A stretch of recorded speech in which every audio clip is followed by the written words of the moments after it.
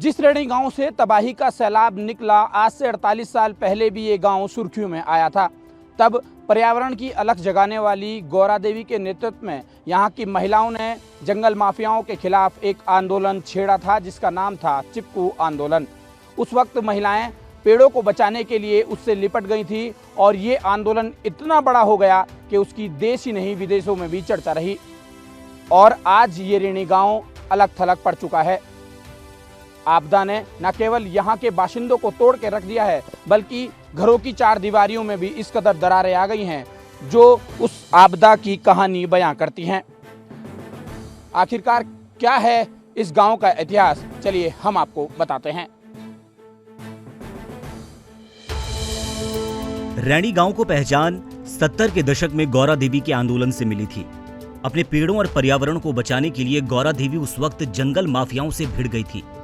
उन्होंने 27 महिलाओं के साथ मिलकर न केवल जंगल माफियाओं को यहां से खदेड़ा, बल्कि उनके अत्याचारों के खिलाफ आवाज बुलंद करते हुए पेड़ों को तब तक अपने सीने से लगाकर रखा जब तक माफियाओं के हौसले पस्त नहीं हो गए। वहीं आज के दौर में लगातार हो रहे पर्यावरण के दोहन का खामियाजा रैणी गांव को आपदा के रूप में भुगतना पड़ा है। आपदा के बाद के हालातों को जानने के लिए जब ईटीवी भारत की टीम इस गांव में दाखिल हुई तो एक बड़ा सा गेट दिखाई दिया, जिस पर गौरा देवी सहित उन 27 महिलाओं के नाम लिखे थे, जिन्होंने कभी इस गांव और यहाँ के पेड़ों को बचाने के लिए लंबी लड़ाई लड़ी। जैसे ही हम अंदर दाखिल हुए तो हमारी मुलाकात एक दरबान सिंह से हुई। जब हमने उनसे पूछा कि गांव में इतना सन्नाटा क्यों है, तो दरबान ने बताया कि गांव के लोगों में दहशत है। आपदा के बाद से लोगों को लगता है कि कभी भी ग्लेशियर टूटकर उनके गांव की तरफ आ जाएगा, जिसकी वजह से यहाँ सन्नाटा पसरा हुआ है। अमेरिका साहब ऐसे बाढ़ है, यहाँ चट्टान है, बिल्कुल कभी भी टूट सकते सर। जैसे देखो इधर चट्टान कैसे चट्टान है सर। हाँ सर, तो डर लगता है। हाँ डर लगता है। रात जब बीमार पड़ा गौरा देवी, तब हमने उसको चेयर में रख के कंधे पे मैंने बोला बीरा साहब नीचे रोड तक। तो आपको लगता है जैसा इतना बड़ा काम किया उन्होंने, तो ये गांव के लिए बहुत कुछ हो सकता था, लेकिन कुछ नहीं मिला सर, कुछ भी नहीं। आप माँ बहनों को पोस सकते हैं, महिलाओं को कुछ भी नहीं मिला अभी तक। जब गौरा देवी जी भी देता था तो डाम भी नहीं बना देता था और कंपनी वाले को भी मना करते था साहब। तो आपको लगता है कि अगर वो जीवित होती तो ये आपदा नहीं आता साहब, वहाँ ये आपदा भी नहीं आता साहब। अपनी बात को आगे बढ़ाते हुए दरबान सिंह हमें गौरा देवी के घर ले गए, जहां गौरा देवी के पुत्र चंद सिंह से हमारी मुलाकात हुई। उन्होंने हमें 7 फरवरी को आई आपदा के बारे में विस्तृत जानकारी दी।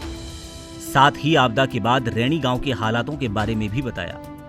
इस दौरान उन्होंने अपनी मां गौरा देवी के आंदोलन का भी जिक्र किया।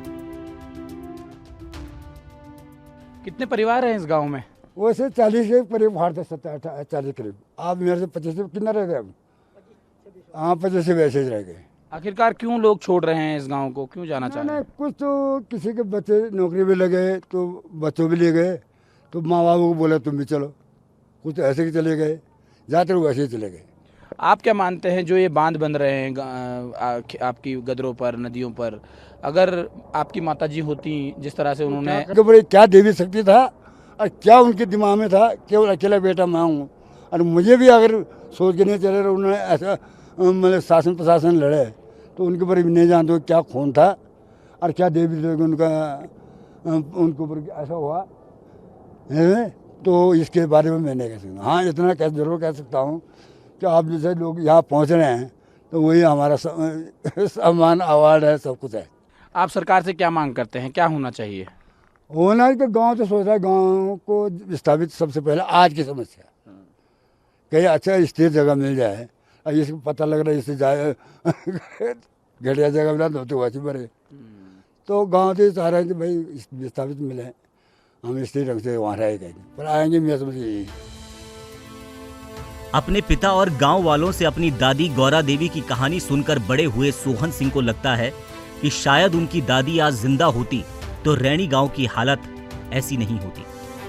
यहां बन रहे बांध पुल का निर्माण भी शायद नहीं होता और ना ही ये तबाही आई होती।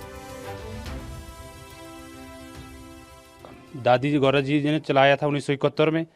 इसी चीज़ों पे वो क्या था कि जल जंगल ज़मीन ये सब चीज़ों पे छिड़कानी ना हो, इससे वातावरण दूषित होता है और उसका सीधा प्रभाव पड़ता है।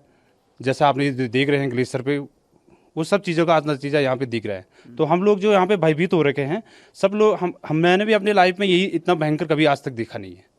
तो हमें भी ऐसा लग रहा है कि शायद दोबारा आने का एक वो अनुभव, हमें जो अनुभव है वहाँ का दोबारा आ सकता है। हो सकता है हम लोग को यहाँ पे पलायन का पूरा हुआ है और हम लोग आज भी डरे हुए हैं। गांव का जायजा लेते हुए हमारी मुलाकात गौरा देवी की 3 सहेलियों से भी हुई, जिन्होंने चिपको आंदोलन में उनका साथ दिया था। इन बुजुर्ग महिलाओं का कहना था कि अपने जीवन में उन्होंने कभी इतनी भयानक आपदा नहीं देखी। इस आपदा का खौफ इन महिलाओं की आंखों में साफ दिख रहा था।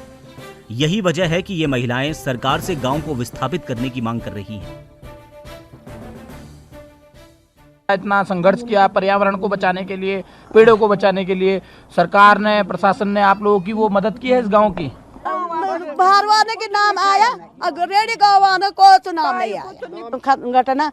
उसके बाद हमने इतने उम्र हमारे हो गए, ये घटना हमने साली। तो अब अगर आप ये कह रहे हैं, पूरा गांव ये चाहता है कि यहाँ से आपको विस्थापन कर दिया जाए। हाँ। आप लोगों की बहुत सारी यादें यहाँ से जुड़ी हुई हैं, पूरा बचपन आपका बीता है, शादी के बाद आप लोग आए हो, तो दुख भी होगा अगर ये गांव छोड़े? दुख तो होगा ना।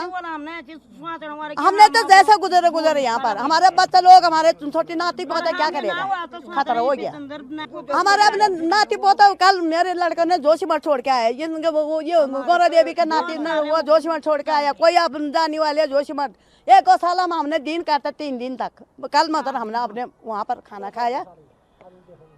तो ये बताओ, अभी भी डर लग रहा है आप लोगों को? हम अंदर ही नहीं जा रहे, देखो तुम हमारे झाड़ू सकने में लगा रखे, हमको अंदर जाने की डर लग रही है। बस घर में नहीं जा रहे हो? हम घर में जाने की डर लग रहे हैं हमारे। अब चाहे अब अंदर देखो तुम, हमारे झाड़ू तक नहीं लगा रखे, हमारे को ये से कम छूट है।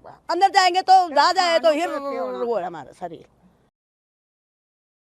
अपनी खुली आंखों से जोशीमठ आपदा का मंजर देख चुके चिपको आंदोलन की ध्वजावाहक रही गौरा देवी के ग्रामीण ये चाहते हैं कि अब उन्हें यहां से कहीं और बसाया जाए। हैरानी की बात यह है कि खुद उनके बेटे चंद्र सिंह भी ये सरकार से मांग कर रहे हैं कि सरकार हमें यहां से ले चलो। कैमरामैन विशु के साथ किरण कांत शर्मा, ईटीवी भारत, जोशीमठ।